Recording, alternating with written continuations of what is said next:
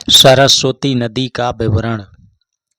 सरस्वती नदी भारत की एक प्राचीन और महत्वपूर्ण नदी है, जिसका उल्लेख ऋग्वेद, महाभारत और अन्य प्राचीन ग्रंथों में मिलता है। इसे वैदिक काल की सबसे पवित्र और ज्ञान की देवी से जुड़ी नदी माना जाता है। हालांकि यह नदी आज सतह पर नहीं दिखती, लेकिन भूवैज्ञानिक शोध और उपग्रह चित्रण ने इसके ऐतिहासिक प्रवाह मार्ग को स्पष्ट किया है। एक, सरस्वती नदी का उद्गम स्रोत कहाँ है? सरस्वती नदी का प्रमुख स्रोत हिमालय क्षेत्र में माना जाता है। इसके दो प्रमुख उद्गम स्थान माने जाते हैं। पहला है हरकीदून ग्लेशियर, उत्तराखंड। यह स्थान हिमालय की शिवालिक पर्वत श्रृंखला में स्थित है। यह क्षेत्र यमुनोत्री ग्लेशियर के पास है, जहाँ से कई अन्य नदियाँ भी निकलती हैं। हरकीदून घाटी को सरस्वती का प्रमुख स्रोत माना जाता है। दूसरा है शतद्रु, सतलुज और यमुना के बीच का क्षेत्र। कुछ शोधों के अनुसार सरस्वती नदी की उत्पत्ति सतलुज और यमुना के बीच के क्षेत्र से भी मानी जाती है। आधुनिक घग्गर नदी को सरस्वती का अवशेष माना जाता है। नंबर 2, सरस्वती नदी का प्रवाह मार्ग, फ्लो रूट। सरस्वती नदी प्राचीन काल में हिमालय से निकलकर उत्तर पश्चिम भारत से गुजरती थी। इसका विस्तृत प्रवाह मार्ग निम्नलिखित था। उत्तराखंड हरकीदून ग्लेशियर से उद्गम। नंबर 2, हिमाचल प्रदेश और पंजाब से होकर बहना। सरस्वती नदी सतलुज और घग्गर नदी के समानांतर बहती थी। यह हरियाणा और पंजाब के क्षेत्रों में प्रवेश करती थी।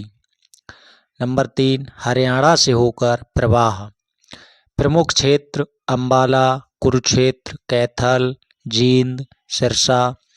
इस क्षेत्र में आज भी सरस्वती नदी के अवशेष देखे जा सकते हैं। नंबर 4, राजस्थान में प्रवेश। यह नदी वर्तमान घग्गर हकरा नदी के मार्ग से राजस्थान में प्रवेश करती थी। यह गगनगढ़, हनुमानगढ़, बीकानेर, जोधपुर और जैसलमेर से होकर बहती थी। इस क्षेत्र में आज भी भूवैज्ञानिक सर्वेक्षण से इसके अवशेष पाए गए हैं।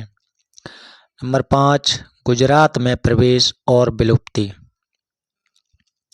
सरस्वती नदी राजस्थान के रेगिस्तानी क्षेत्र से होकर गुजरात के कच्छ रण क्षेत्र तक जाती थी। माना जाता है कि यह कच्छ के रण और अरब सागर में विलीन हो जाती थी।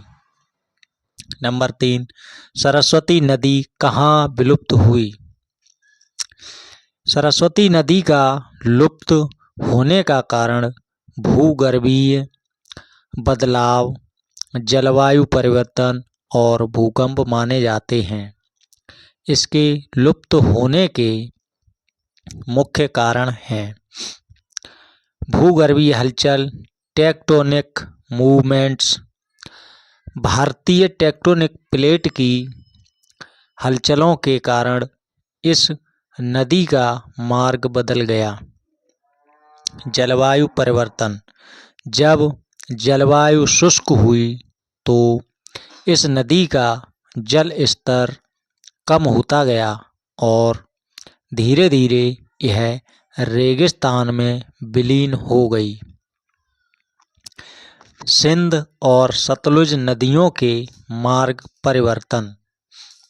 सतलुज और सिंधु नदियों का प्रवाह दिशा बदलने में सरस्वती नदी को जल आपूर्ति कम होती गई। रेगिस्तानीकरण। डिजर्टिफिकेशन। राजस्थान और गुजरात का क्षेत्र धीरे धीरे रेगिस्तान में बदल गया, जिससे नदी सूख गई। सरस्वती नदी किस नदी से मिलती थी? प्राचीन काल में सरस्वती नदी प्रयागराज, इलाहाबाद में गंगा और यमुना के साथ त्रिवेणी संगम में मिलती थी। वर्तमान में यह नदी सतह पर नहीं है, लेकिन ऐसा माना जाता है कि इसका जल प्रवाह भूमिगत रूप से संगम में मिलता है। सरस्वती नदी की प्रमुख विशेषताएं। धार्मिक और सांस्कृतिक महत्व। सरस्वती नदी को वेदों में ज्ञान की नदी कहा गया है। यह नदी हिंदू धर्म में बहुत पवित्र मानी जाती थी। वेदों और अन्य ग्रंथों में इसे स्वर्ग की नदी कहा गया है। वैज्ञानिक और ऐतिहासिक प्रमाण। भारतीय अंतरिक्ष अनुसंधान संगठन इसरो और अन्य वैज्ञानिक एजेंसियों ने उपग्रह चित्रों और भूगर्भीय सर्वेक्षण से इसके प्रवाह मार्ग की पुष्टि की है। घग्गर हकरा नदी को सरस्वती का आधुनिक अवशेष माना जाता है।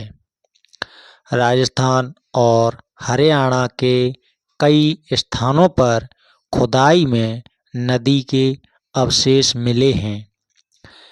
कृषि और सभ्यता का केंद्र। सरस्वती नदी के किनारे हड़प्पा सभ्यता विकसित हुई थी। यह नदी सिंधु घाटी सभ्यता के लिए जल स्रोत थी। इस नदी के लुप्त होने के बाद हड़प्पा सभ्यता भी धीरे धीरे नष्ट हो गई। आधुनिक पुनरुद्धार प्रयास। भारत सरकार और विभिन्न राज्य सरकारें सरस्वती नदी को पुनर्जीवित करने के प्रयास कर रही है। हरियाणा में सरस्वती नदी के पुराने मार्ग में खुदाई और जल प्रवाह बढ़ाने के लिए योजनाएं बनाई जा रही हैं। सरस्वती नदी भारत की एक पौराणिक और ऐतिहासिक नदी थी, जो हिमालय से निकलकर हरियाणा, राजस्थान और गुजरात होते हुए अरब सागर में मिलती थी। भूगर्भीय बदलावों और जलवायु परिवर्तन के कारण यह नदी धीरे धीरे सूख गई और विलुप्त हो गई। आज भी वैज्ञानिक और ऐतिहासिक शोध इसके अस्तित्व के प्रमाण दे रहे हैं। प्रयागराज के त्रिवेणी संगम में इसका गंगा और यमुना से मिलन माना जाता है। सरस्वती नदी न केवल भौगोलिक दृष्टि से बल्कि धार्मिक, सांस्कृतिक और सभ्यता के विकास की दृष्टि से भी अत्यंत महत्वपूर्ण रही है। दोस्तों, यह जानकारी आपको कैसी लगी कमेंट करके ज़रूर बताएं और हमारे YouTube चैनल के शाक्या स्टोरी को देखें और सब्सक्राइब करें। वीडियो पसंद आया हो तो दोस्तों को शेयर करना ना भूलें। अच्छी अच्छी कहानियाँ और रोचक जानकारी सुनने के लिए देखते रहें के शाक्या स्टोरी। धन्यवाद।